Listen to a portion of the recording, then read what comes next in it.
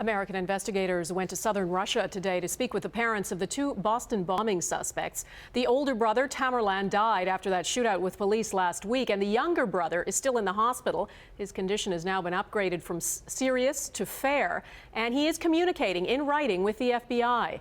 As they inch closer to a motive in the bombings, the city of Boston is trying to move on. Eric Sorensen reports. In downtown Boston, business owners were allowed back in their stores today. Few scars remain from last week's bombing. But some miles away, there are scars that won't heal as quickly. A private funeral for the youngest victim, 8-year-old Martin Richard.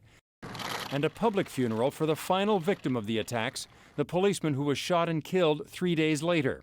Police theorize that once the Tsarnaev brothers had been ID'd on TV, they just wanted another gun.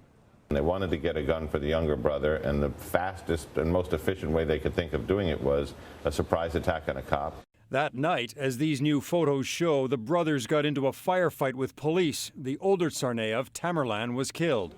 In faraway Dagestan, the Tsarnaev's mother refuses to believe any of it.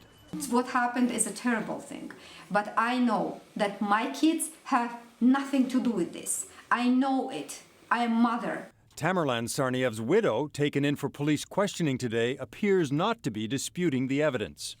The reports of involvement by her husband and brother-in-law came as an absolute shock to them all. The surviving son appears to be cooperating with police, suggesting from his hospital bed that the brothers acted alone and in defense of Islam. An examination of cell phone calls so far suggests no one else was involved.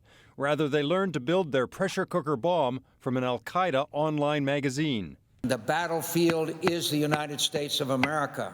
Some Republicans are upset that Dzhokhar Tsarnaev was told of his right to remain silent before he was fully interrogated, putting, they say, the country at risk. All I'm suggesting is that we're at war.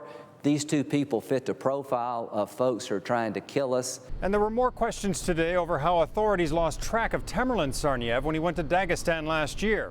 The Homeland Security Secretary said today, in fact, his name pinged in the system when his flight left the country.